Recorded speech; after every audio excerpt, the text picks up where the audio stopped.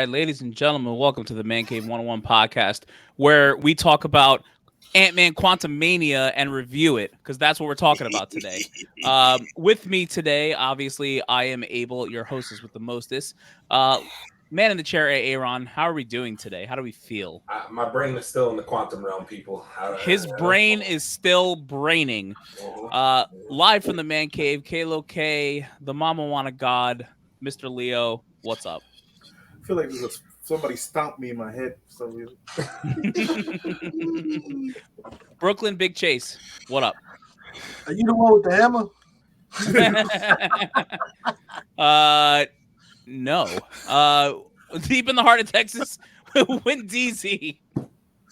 How we doing? I need some orange slices. Orange, something citrusy. Anyway, so obviously, if you haven't figured out, we are here to give our full review of Ant-Man Quantumania.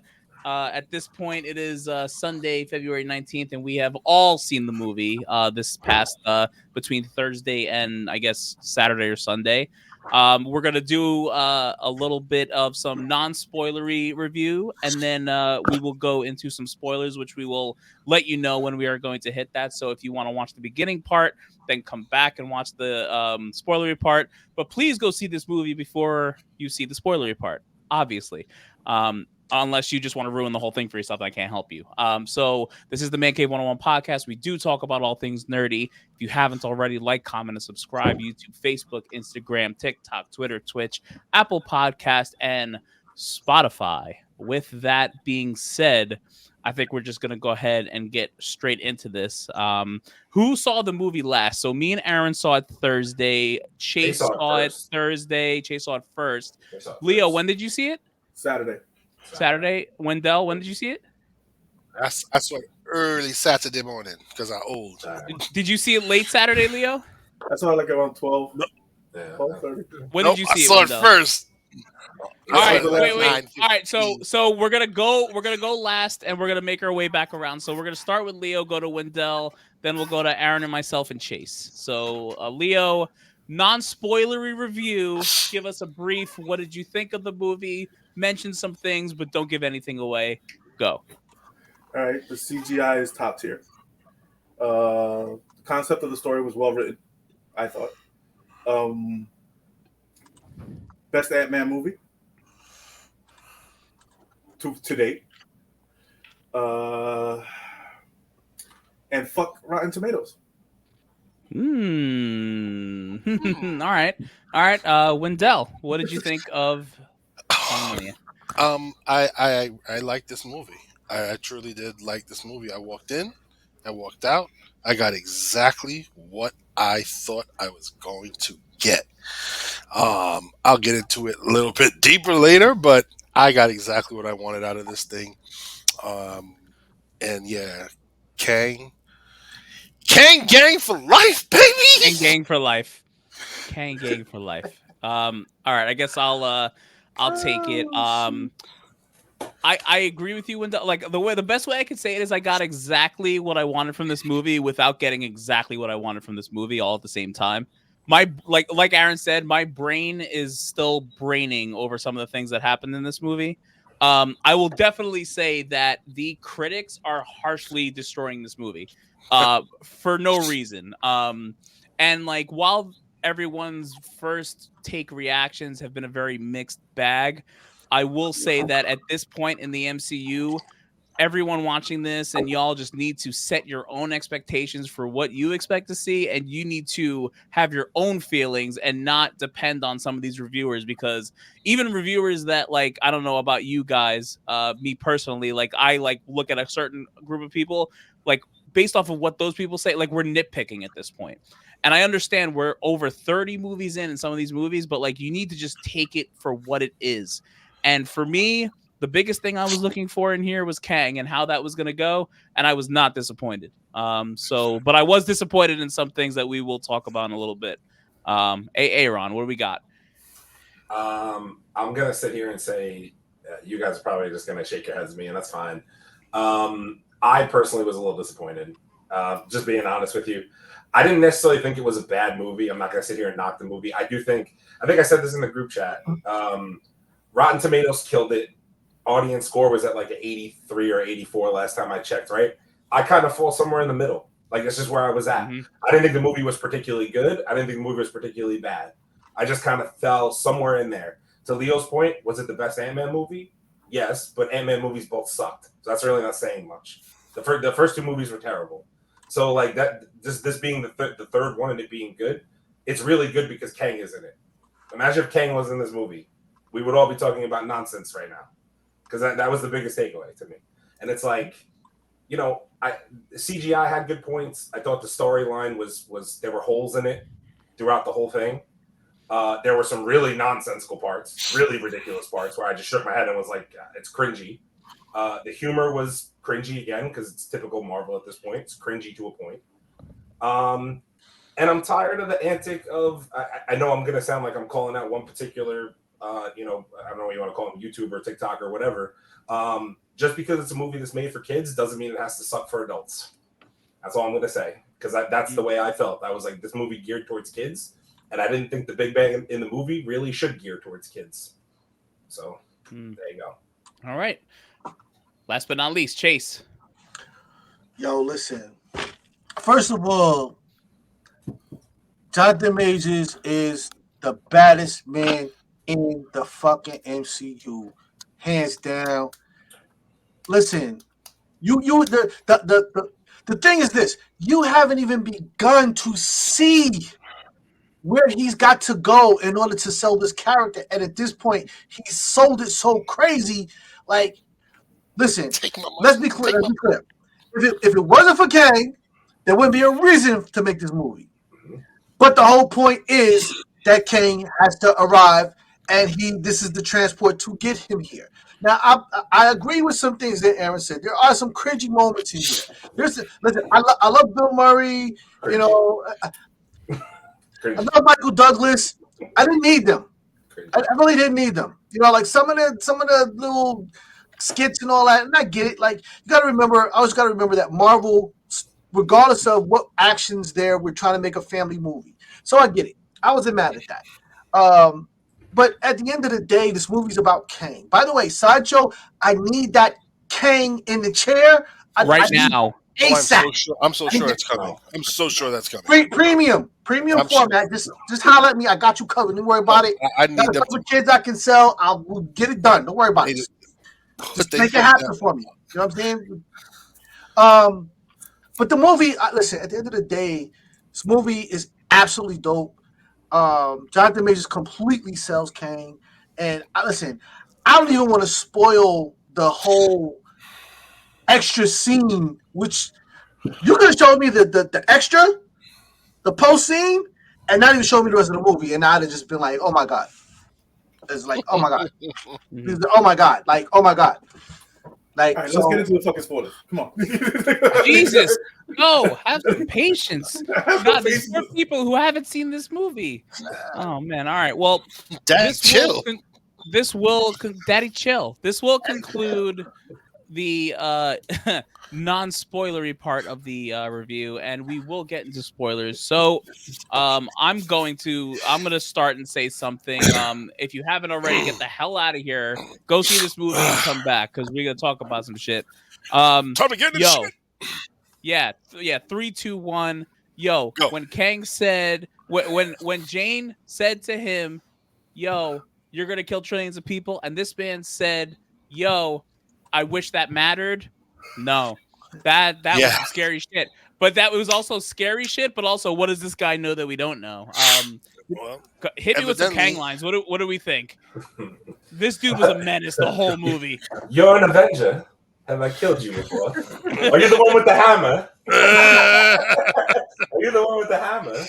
My man said that so casually, like, "Oh, I killed Thor." Oh, really? Did you? He's a god. That's interesting. No, my man said you have no concept of time, and he said it with a straight face. I was like, God damn, this motherfucker's a bad motherfucker. I was like, yes. Tell him what the fuck it's supposed to be like. Please tell him what it's supposed to be like. Mm-hmm. And the one thing that I fucking hated Oh wait, everybody else go ahead. Well, yeah, go ahead. You calm down. Hold your horses there, buddy. Hold your horses. I'm trying to get all this violence out.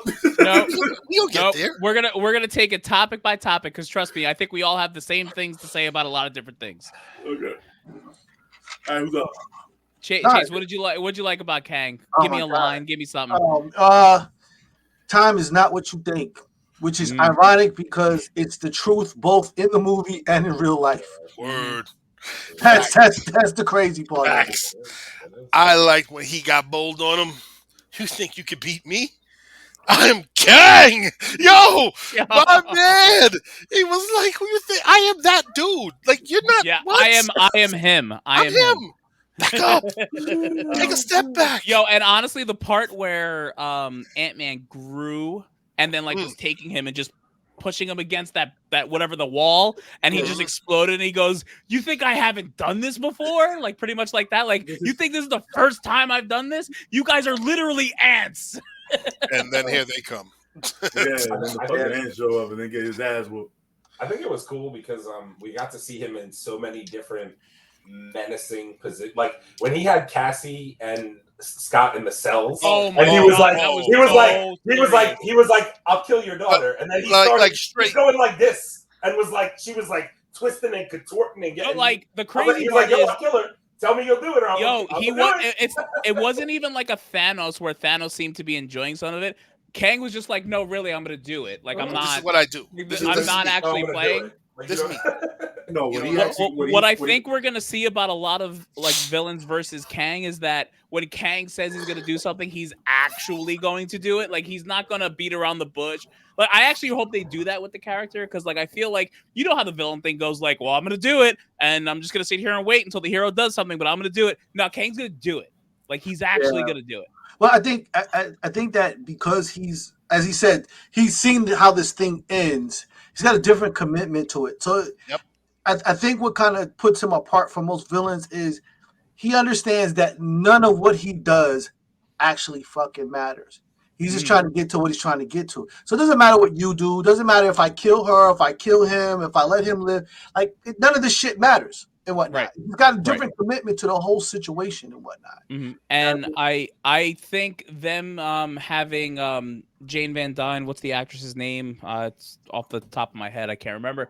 But them two interact in the very beginning of like their Kang's introduction and them just like in the quantum realm together. Great acting, incredible. Seeing Kang turn the chair on and him just being like, yeah, this is what I'm here to do. Like and like he wasn't sorry for any of it. He's like, no, I'm gonna do what I'm gonna do, and you could either come with me or I'm gonna. Yeah, he did promise her that he was gonna save her. He did, but that's the thing I liked about him. He was true to his word almost at all times. The only thing was the whole Cassie thing, but aside from that, like everything he told everyone, he was like, I'm gonna do that. I'm gonna do that. Are we gonna talk about the fact that Bill Murray taps what's the name? Yo, right. Right. Bill Murray is a G. There's nothing evil be spoken about Bill fucking Murray. Okay. All right. So I was waiting for this, right? So we have been reviewing this movie for 14 minutes, and it took us 14 minutes to mention anything but Kang. And that right therein lies the problem. We haven't talked about Paul Rudd. We haven't talked about Cassie. We're definitely going to talk about MODOK. We're definitely going to talk about MODOK. Paul Rudd did his fucking thing. Listen, of course, but this is an Ant-Man movie. It's exactly what Chase said. This is a Kang movie. This is not Ant-Man 3. This is Kang 1. Like, let's just be. That's what it says. It's what it is. It is. The thing is, I believe you have to give it to Paul Rudd and Loki series, and this is the thing that I don't get. If all these critics saw the Loki series, and you still gave this a fucking critic review of a 47, which Rotten Tomatoes changed it to an 87 to an 80. So what the fuck? But you can't, dude. Some of these critics are only going in with blindsiders looking at this movie. But read a fucking book. That's why the fans rate it higher. But this is why the fans DC now, with every movie they come out, they tell you the books to read. Well, here's a problem. It's the truth. With the Bat, the Joker, now this new Joker movie, they tell you, okay, this is this series. And Marvel doesn't want Marvel fans. As a Marvel fan, if you don't read the book and you're just going into this as okay, I want to see a Marvel movie and I'm going to go into Kang, you're not going to know nothing. Well, here's the thing. First of all, it's the truth. I don't need anybody to necessarily tell me if I like a movie or not. Exactly. You know, what we do here is give our opinion on a movie so other people can say, oh, okay, yeah, I did agree with that, or I didn't realize that. But somebody coming on telling me, oh, this movie's a 70, this is a 40, fuck you. I know what I like. I don't need you to tell me what I like. So fuck Rotten Tomatoes and anybody else that's talking that bullshit. Listen, even if you don't know anything about Marvel movies, when you go and you sit with this movie, you can follow the timeline of events from the time they come on the screen. It starts out real nice, and then they go to the quantum realm, and like this movie is very easy to follow.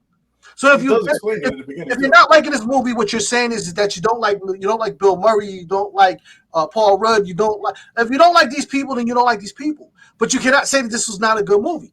You just can't. The storyline went all the way across, you know what I'm saying? Not talking about Aaron, because Aaron has his own problems and shit, so we'll deal with that later. Well, we're gonna go to him after. We'll go to after you're done, so we can I would love to hear different. Yeah, it's very easy to follow a story from beginning to end.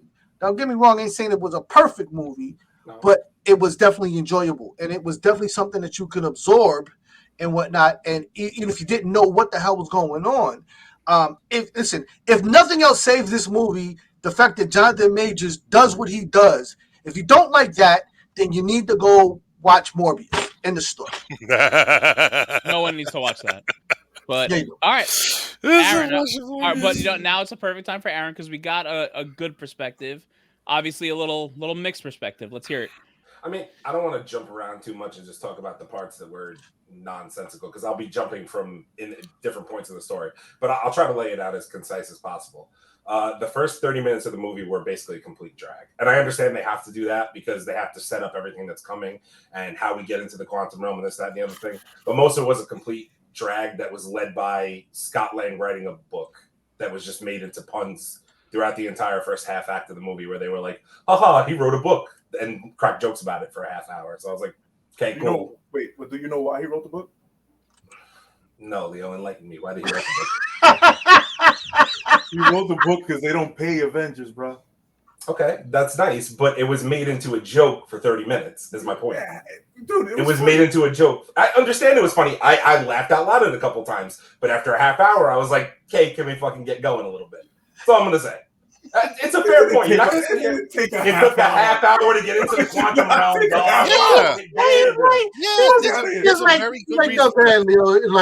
There's a very good reason for that. It took a half hour to get into the quantum realm. There's a reason why they did. There's a reason why they did it. I understand that they had to lead up. You can't just jump in and be like, "Oh, we're in the quantum realm." That's not how it works. I get that. I'll tell you about it. Go ahead. What else?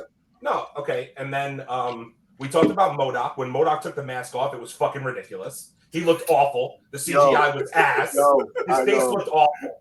I agree with you with that one. Dude, he looked really bad. Listen, MODOK.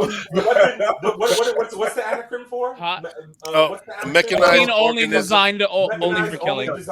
First off, he's designed for killing and couldn't kill Cassie Lang on her first day in the suit. Okay, makes sense. Understood.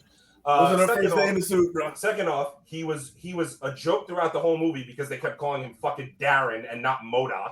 I thought he was Darren from Bewitched. Like what are we talking about here? Like it was just ridiculous. That whole anecdote was fucking ridiculous. It was really a shame because like when he had MODOK's the mask on, dude, he looked very comic book accurate. Like the powers he had, the saws, he looked good. But like the second you take that mask off, he was a fucking goon. I don't care what anyone tells me. He was a goon, and like he shouldn't have been bald. And Aaron will agree with me. The Avengers game had a better depiction of MODOK than fucking the MCU. How is that possible? Because the Avengers game chose to use comic book references as opposed to the things that we got in the movies, and that's why you ended up getting those movie suits, because the game was ass and nobody was buying it because nobody wanted to play as regular Avengers. They made MODOK a joke, and MODOK is not a joke. Was a running joke most of the movie. Yeah, He a running joke. Yeah, he was. Yeah, he's kind of a cool character. I know he's not the most badass character, but he's kind of a cool character in the comic books. Kind of. I like MODOK because honestly, to me, from me seeing MODOK, he's fucking comic book accurate, bro. Yo, MODOK is menacing, but he's kind of a fucking joke, bro. Not that face. I love the whole shit, bro. I don't care. I love it. They literally took dude's face and stretched it. That's what happened to him, though. That's what they say. But they're saying that's what happened when he got to him, like, I really want you to understand. His head was big and the rest of his body was small. Yeah, like when they put the armor around him and you see his little breath. But I want you to understand right now. I can shave my face right now, and you can stretch my face into MODOK, and that's what will happen. Like, wait, 1 second. When we sent MODOK to the quantum realm, the first thing to shrink was his fucking head. Guys, it wasn't his body. No, his head actually stayed kind of big. No, his head shrunk. When you look at the death scene, his head goes in. When you look at how much more the body shrunk than the head, I'm telling you, I'm telling you, it's not right. Death scene. I saw the death scene before. So have all we. Yes. And that thing went in. It didn't fucking stay. It didn't say it stayed the same size as the suit that he was in, and then it shrunk into it. Well, 7 years ago, they were not thinking about this guy being MODOK. Like, what do you want to do? No, yeah, they literally just added this in. They just added that before the movie came out. Like, it gives them something to go back to. Yeah. Now, listen, I love MODOK. I think that he's maniacal honestly in the comic way. Even when I seen him on the cartoons, he does a lot of real menacing shit, but he's still, to me, just kind of comical. Like, so I don't know. I liked it. That whole shit. When he was dying, he was like, "At least I'll die an Avenger," and they were like, I was like, you have to laugh. You have to laugh at that. I laughed because I was like, "This is the stupidest shit I've ever seen." It annoyed me when he was trying to like prove his point to everyone and be like, "Oh well, when this happened," and then like he'd be in the middle of talking, they'd be like, "Oh no, wait, you're fucking Darren." They would just stop. Like, it was literally a joke. It was a bad joke the entire time. Like he'd be like, "Yeah, I did this." He'd be like, "No, you're fucking Darren. Like, you're Darren." Darren. I'm like, Darren. They'd be like, "No, you're not Killing Machine. You're Darren. What's up?" I could even at one point, I think, leaving the movie though, just to like get back to what I was saying, I thought the whole thing with the ants was stupid initially upon leaving the theater, but then when I had time to actually sit and process it, I was like, well, it also shows that ants are intelligent creatures, and in a thing where they could build their own. I was like, okay, like they did their thing with that, so I went back and I was like, okay, cool. I was okay with it. There's a difference, though. There's a difference between the ants when they were talking about them when they were still on Earth and then went to the quantum realm. They passed through a time vortex and they aged 1,000 years before, in like a day. I mean, I dig it and I loved it because that's what I said. If you didn't see freaking ants, that's a problem. Of course. And I guess I was like, okay, cool. Like, I guess my next question is, how many holes do you have? 7 at least. Evidently, it's 7. See what I mean, though? I rolled my eyes. Get your man. I have holes. Okay, cool. It's your guy. Got holes. Wait, I'm gonna say this because hold on, go ahead, Aaron. When I left the theater, I was like, this is my first thought. I left and I was like, something was missing. And then Abel and I watched a video on TikTok, and I 150% agree with it. And here's my biggest issue. Wait, which one? Which video? Just so I know what you're talking about. So it's the one. It's the thing about the end of the movie, which is heavy spoilers if you all haven't watched it yet. Oh, I know. We're in the spoiler section right now. We're talking. So the fact of the matter is, Marvel right now is in a soft spot. there's no consequences to any of these movies. In my opinion, it would have been better off. This is just me, and people are going to say, "Oh, you you killing off here." Ant-Man didn't have a reason to make it out. He should have sacrificed his life to save Wasp and his kid. And if that would have made me hate Kang that much more. If I had to deal with Scott being killed off as an Avenger. I think Ant-Man should have either been stuck in the quantum realm or even died. Because at this point where let me finish. At this point where we're at with the multiverse and all that stuff, he could have found his way back. Ant-Man could have came back. Gamora's coming back. Like all these people are gonna come back. Like the problem with the MCU stuff right now is that it's too safe. And it's always the downfall of some of these properties when they're too freaking safe. He's the messenger. That whole thing where he's racking his brain because he's the messenger. It makes sense. I agree with that. But you know what? Anyone else that walked out of that vortex could have been the messenger. None of them had that. None of them had the interactions with Kang the way he did. Him and Kang duked it out, fist to fist, like you fought a man. Yeah, right? But Cassie also was there in the jail cell when she was being tortured. Right. It doesn't matter. Like, wait. Are we saying that the woman that was with him for 30 years doesn't know who Kang is? Come on. Yeah, but evidently she wasn't talking about the dude. She wasn't talking about him. She wasn't talking about him. But there was a reason. But I bet you after this she was going to tell everyone. But I completely agree with the thing because actually Kang isn't the bad guy. Well, maybe that Kang. This Kang is not the bad guy. But all right, wait. And all right, so this is what I liked about the movie. This brings me to another thing, though. Do you really think this Kang is dead? Because I don't. No, he's not. No, he's not dead. Right, he's in another part. He's in another part of the quantum realm. He got sucked to some other part of the quantum. So this brings it to a whole nother thing. So there's a big rumor going around right now that apparently he's going to the Beyondverse, going to get Beyonder powers. Do we think that's actually where he is? But I think we could all agree. I think we could all agree we're seeing this guy again. Like we are seeing this variant again. Let's not forget the quantum realm is beyond time and space. So at this point, he could end up on fucking Earth 636, Earth 718. He could end up any fucking where that they want him to pop to reemerge. Which is kind of the whole point of this thing.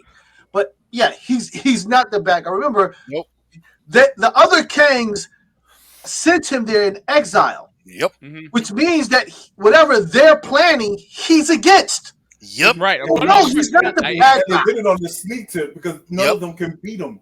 Exactly. The other Kang said in the movie, he said it. You're mad at him. Oh, you're mad you didn't beat him, huh? All right, so wait. So now let's talk about some post-credit scenes because they were juicy. Let's go. Juicy. So we had Scarlet Centurion, we had Ramatut, and we had Immortus all talking to each other. These are our main Kangs. These are probably going to be the main people that we are fighting in Kang Dynasty. And these are the people going to kill people.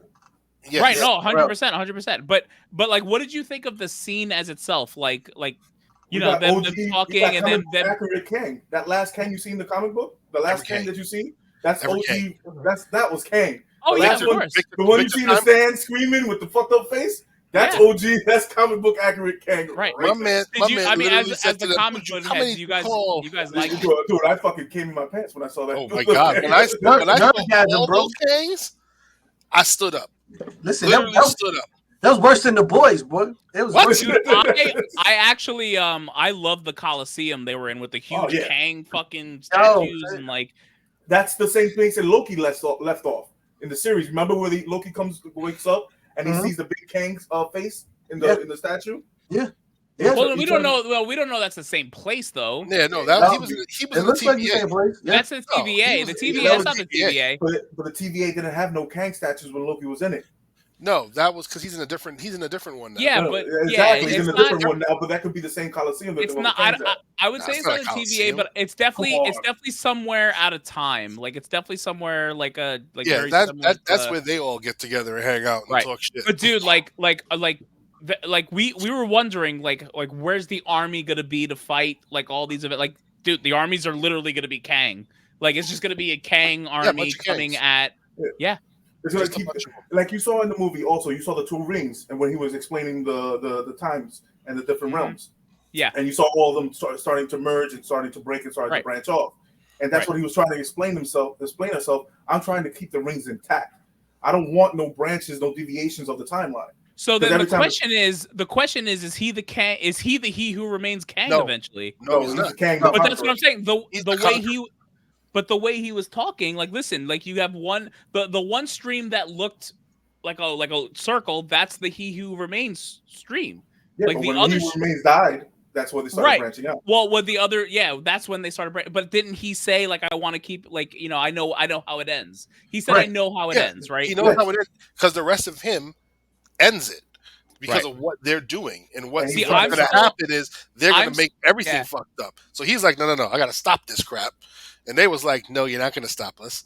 Goodbye. See, I'm still on the theory that time is very timey-wimey, and we're still, like, gonna end up to the point where He Who Remains, like, if this makes any sense, gets to where he is because of what happens in Secret Wars and Kang Dynasty. Does that make any sense? Like, we're gonna see the whole circle play out of how He Who Remains gets back to where he is. I think He Who Remains is gone. No, I think he's gone. But no, I don't think he's coming back. Like, he's you don't think he already took himself outside. I almost feel like we're gonna meet a younger self of him, and it's all gonna go. No, you know why? Because when in Loki, you saw the fact that he says, "Oh shit, I never saw this part before." Yep. Oh, that was cool. Yeah, he reached that part. He was like, "We're at the precipice. This is it. We're at the precipice. I can't see past this." Right, but if you really think, I'm gonna get, like, really weird right now. If you really think about it, we didn't meet that He Who Remains yet. We haven't met the He Who Remains that becomes the He Who Remains that we just met. Does that make sense? All right, let me say it again. The He Who Remains that we have met is He. No, who I'm remains. telling you, it makes sense. He is no longer. No, listen. All right, so we met He Who Remains at the end of his reign, but I think at some point we're going to meet the He Who Remains at the beginning of his reign to eventually become the He Who Remains that we already met. Okay, but why would Kang go back? He's already dead. He doesn't have to deal with him no more. Well, that's a different Kang. What I'm saying. Why Kang the Conqueror? So, like, all right, let me give you an example. Right? The second post-credit scene, we meet Victor Timely, right? Damn right. So, all right, so talk to me, comic heads, talk to me about Victor Timely and who he is, right? So he decides to go back and get stuck, and then is that how it goes? How does it go? He decides to get back stuck, but he doesn't get stuck. He's doing that for a reason, just to get more power into it. Yeah.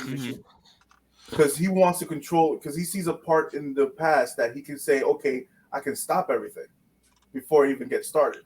Right. But the problem is that He Who Remains already knows that. Right, but let me ask you. So, all right, so is it so crazy to think that Victor Timely might be the young He Who Remains to try and stop all this? No, I don't think that it really does. I can't say. Remember, this is you're right. The book he's not, but this is an MCU interpretation. That's what I'm trying to say. In that case, then all bets are off, and they can do whatever the hell they want. Right. So realistically, like I think, and I don't know about Loki season 2, obviously, but I think Loki season 2, we're just going to see a bunch of different Kang variants, because right now Loki is thinking, I need to stop this guy and I need to find his variants. But the question is, we just saw a bit of Loki season 2 right there, boy. Yeah, sure did. Buddy. Dude, did you see how fucking scared Loki looked in that fucking thing? He looked like he shit his bed. He was like, look at that nice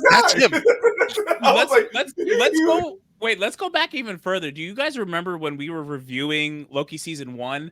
And I swore to God that, like, they would not dare give us Kang. Like, they would not do. I remember so venomously saying, like, there is no way in a Disney Plus show that they are going to introduce Kang, and they fucking did it. Like, but you're not ever actually getting Kang in the Loki show. You're just getting variants of him. Right. Well, yeah, that's fine. Yeah, but you know that was Kang. But I get what you're saying. Yeah, like that was cool. But to get Kang the Conqueror and get him in this movie as a badass. No, like, this was he held weight. This was He held his No, own. Dude, no. he Don't- was don't- that he Kang was variant was evil. Yeah, don't Evil. misunderstand me. I love Jonathan Majors in the movie. I really did. I thought he was phenomenal. We've been saying for weeks he's gonna steal the show. He's gonna steal the movie. Blah blah blah. And he did, and that's expected. I don't know. Maybe it's me. I did a lot of like thinking after this movie, to be honest with you, because it required it. And I think where I was just, and you guys hear me out. If call me crazy, it is what it is. But I'm just saying. I feel like Marvel's just trying to reinvent the wheel, and I feel like they don't have to an extent, if that makes sense. Listen, and hear me out. Let me get my full thought out. What made us love and hate Thanos all at the same time? Forget comic books. I'm talking about the movies. What made us love and hate Thanos was a buildup, right? And then once we got to the point where we actually started seeing him on the big screen, what happened? He snapped Loki's neck. And then he started eliminating Avengers. And then he snapped his fingers and snapped half of them away. And we were all like, damn, this motherfucker's a big bad. We hate him, but we love him, right? That's what we thought. I didn't leave this movie going, I didn't sit there and go, there were no consequences. He got killed by Ant-Man. I was like, or he got moved by Ant-Man. Sorry, I can tell you one thing that changes that. You know, do you see what I'm saying? How many years did you wait for Thanos to be on screen? Well, of course, we 8 waited years. 10 years. I understand that, but everything is sped up now. But I think honestly, I think he might be jumping the gun a little bit here because we're assuming that where we are now is where we were when Thanos got introduced. At this point, we have to remember that Kang is so many more people, and this is what makes Jonathan Majors great to me. To be able to play so many freaking different variations of himself that all look alike and have to have different personalities. But you know what though? Absolutely crazy. But now we better get more than one check. We have to understand something. All of these variants technically have their own story which connects to other movies that are going to be coming out. So unlike the Thanos was kind of a straight shot bullet. Yeah, one dude. This Kang is going to be kind of like machine gun bullets. Like you're not going to really know when he shows up, how he shows up, where he's going to be. Like this is going to get more complicated. It's not going to be so just in your face the way Thanos was. So, and I think that's the thing that we're kind of missing here. I actually do agree with you, but the way they come in into when he called for all of them and the way they were coming in is the same. Oh yeah, way it was all So but, they can do that in every timeline. Wherever they're at, they can just go. And they're there. I will say this, and I feel like they need to be careful. So if I look at Jonathan Majors, the way he played Kang throughout the whole Ant-Man movie versus the post-credit scene, I don't know. I saw this out there and I kind of agreed. The way he acted the three different Kangs, like the Centurion, like all that, I thought it was not as good as the Kang that I got in Ant-Man. And I don't know if it's because, well, hear me out. I don't know if it's because they just filmed that one scene and maybe he didn't get enough time to develop those characters. You know what I mean? Like there's something there, but like my fear is that they're gonna give Jonathan Majors all these characters and not give him enough time to develop them each. Especially those three. If no, I agree with you. I hope I'm wrong, but all I'm saying is just give that man enough time to develop characters to make them different and let them all shine. That's all I ask. I'm gonna tell you that he will. Wait, hold on. Before you, I'm gonna tell you that he did, and he will. Why? Because we got, well, how long was that scene? 45 seconds, maybe? Well, that's what I'm saying. It was short. But in that 45 seconds, I can tell the difference between Rama Tut and Centurion and Immortus. But I'm not gonna lie. When Immortus was talking, it was kind of like cringy at a point or two. Like I was like, I wasn't feeling it as much as I was Kang. That's who he is. But you got to watch Kang for a whole 2 hours. Right. That's what I'm saying. Right? It's different. It's different. Yeah. So I don't know. I don't think there's. I have zero doubt that each one of these characters, the more screen time they have, the more you'll be like, 100%. Damn. That's what I'm saying. The more that's going to happen. They have. Going to happen.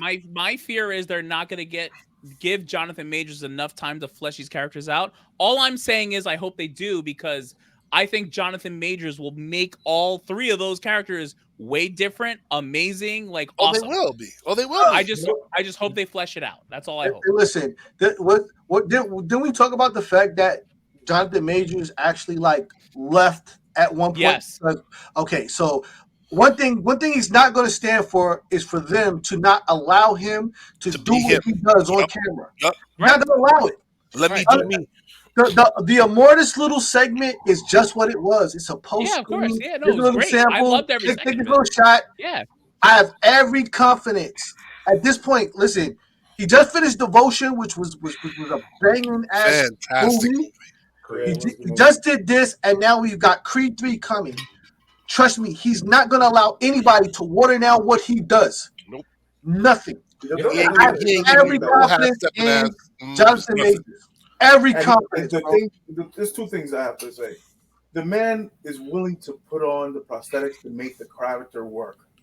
He's ready to do the work to do all that. The contacts that he put in, I saw a little what is it called? A review of him getting dressed to be Kang and the makeup and the contacts that he put in. Those contacts that he put in were killing him every time he had them on. Killing him. His eyes he needed like a half a day's rest to water his eyes. They have to have an eye doctor there for it to have those blue contacts in every time. And there had to be a certain kind of solution in them. So for him to act through that pain is ridiculous. Also, how long, I want to ask this question to you guys.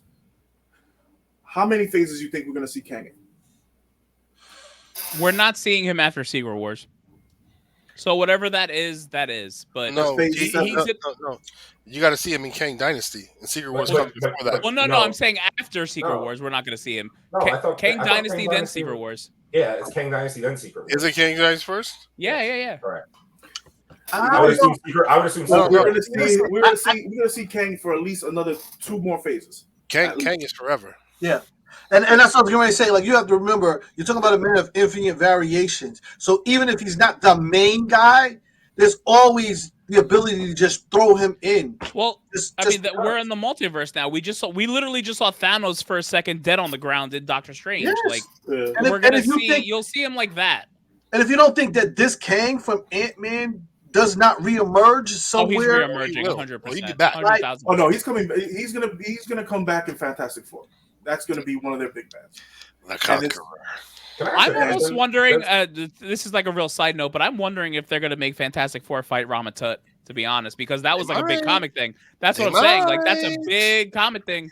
That's a hot take right there. That's what I want to see. I want to see that. I was just about to ask. I don't know who, because I haven't read. I don't know those comics. I didn't know who primarily the 3 versions of Kang that we saw at that end, like who they fight primarily. Like, my mind when I thought Rama Tut went to Egyptian Moon Knight, and I was like, has it ever been a thing? And I don't know. Like, I've never. No, so Rama Tut, that was when Kang was went back in time and just like decided to be a pharaoh. I know that. I was a fucking whim. He just wanted to be. And then, if I remember correctly, I'm gonna probably get this wrong. Scarlet Centurion was the one that met up with Doom. Who's the one that met up with Doom? I think it was. I thought it was Scarlet Centurion. Yes. Scarlet Centurion was the one. Right, he met up with Doom and learned his technology from Doom. That's why like a lot of the things he does is from Doom. And then Immortus is like the real what? He taught Doom. Oh, he taught Doom. Okay, is that what it was? Yeah. And then Immortus was the all powerful one. That was like the one, like he was the Kang. Yeah, he's the Kang until Kang the Conqueror came. Until the Conqueror comes. Right. That's why his face is literally blue, like when you're like seeing it. Yeah. Yeah. Because actually, dude, OG Kang, and I'm like, come on. And the thing is, with the movie, I had never been a big Ant-Man fan. Nope. And I actually really like the first one. I just want to say that because like I really did like the first one.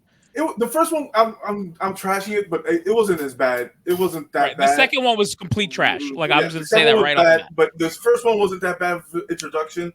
But the second one I fell asleep on, so I never fall asleep on a Marvel movie. And I had fun with the first Ant-Man between like the Spanish actor. What the hell is his name? Yeah, he was killing me. Yo, he was great. He was great. Yo, they were. Side note, they were actually saying that they want him to do it. Oh, do the whole MCU. Do the whole, the true symbol. Honestly, I want it. I would watch his voice over it. I would watch him tell me the entire MCU in 45 minutes and just let him go the whole 45 minutes. But with this movie, I felt like, okay, it did have cringy moments. Like, you don't have to be a dick forever. I'm like, okay. I love that, bro. I love that. It's never too late to stop being a dick. And it's not.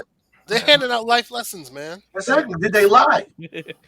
Life lessons. It also, with where they left off with MODOK, I was like, you spent all this money to create this quantum realm, all this beautiful CGI that you did, and then you go to MODOK and it's a stretched out face. I was like, where's the money at? When you put down the mask, he looked sick. Don't get me wrong. He did. When he took and you that know shit what's off, crazy? You know what's crazy? When I first saw that mask, I'm like, they're gonna fuck up MODOK. But it's crazy that I thought it ended up being the other way around. Look, I like MODOK. That was a real cool. I couldn't stand them. Here's the thing. This is why I like the movie. I've learned to come into it with the expectation of what it is. This is a comic book movie. Who is your star? Paul Rudd. What's Paul Rudd? A comedian? He's a comedian. You're going to get some shit in there that they're going to try to say is funny. I know that walking in there. This is not like I'm walking into a movie with Chris Evans. It's not like I'm walking into a movie with Benedict Cumberbatch or some shit. Like Robert Downey Jr. This is what made him so great. He can do all of it. So they can write comedy for him and he'll deliver it. They can make you cry. They can make you think. So I'm looking at these movies based on who they have in those starring roles. Right. He's a comedian. Guardians of the Galaxy. Chris Pratt is a freaking comedian from Parks and Rec. The movie was bound to be like a laugh factory. It's supposed to be that way. They're not going to get the real people. That's why I like this movie, because I know who the stars are. Kang, of course, is my thing. Kang gang for life. But I'm good with it, man. I want to see him in some other movies where his acting now matches the stars of that movie, and we can get some real ass kickery going on.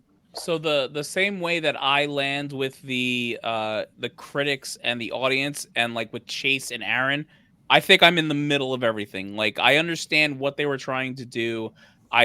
Kang is Kang, but I wanted more out of like certain things, like Ant-Man, like the dynamic between Cassie and Paul Rudd and all that stuff. Like, I just wanted more. But I also took this movie for what it was, and like I said, everyone just needs to temper their expectations and really just take these movies for what they are. The same way that DC is doing what they're doing, and we have to temper expectations to understand what is going on and have to deal with the Flash and all that. Can I be completely honest with you? I was just about to say before you said that, these are my expectations going into the rest of this year with Marvel. Fucking zero. Literally zero. Yeah. Because looking at the slate, I don't really know outside of Loki if anything gets me excited. Guardians of the Galaxy 3, I didn't really like Guardians of the Galaxy 2. And if it's more of the same but with death scenes, right, but let's be honest, like, you're really excited about the Marvels, so let's No, I'm definitely fucking not. I'm definitely not. Yes, you are. No, you are. I heard Miss Marvel steals the show. That's great. I hope she does. And let me put it this way. Then we get Monica Rambeau. Listen, we are getting off topic. Let's round it up. When DZ gave his last thoughts, I gave mine. Aaron, last thoughts. Go. No, zero expectations for the rest of the Zero expectations. Big Chase, what do we got? Hey, listen, at the end of the day, you got to understand, it's not about what you think. It's about what they do. At the end of the day, we think we know something we don't know, because they can always change and go deviate to different areas. Don't go in there and be disappointed because you thought you knew the answer and you didn't know the answer. It's a great movie. Love Jonathan Majors. Looking forward to the next installment of this thing. Big Chase, I'm out. All right, Leo. Fuck all the critics. Read a fucking comic book. If you never read a comic book, shut the fuck up. All right, well, with that being said, what did you guys think of Ant-Man Quantumania? Obviously, we have a lot of opinions. We'd love to hear yours. We are live also every Thursday. We have our 1 year episode coming up in the next 2 weeks. With that being said, This has been the Mancave101 Podcast. Like, comment, and subscribe. YouTube, Facebook, Instagram, TikTok, Twitter, Twitch, Apple Podcasts, Spotify. We will see you on the next one. Take care. Have an excellent night. Boom.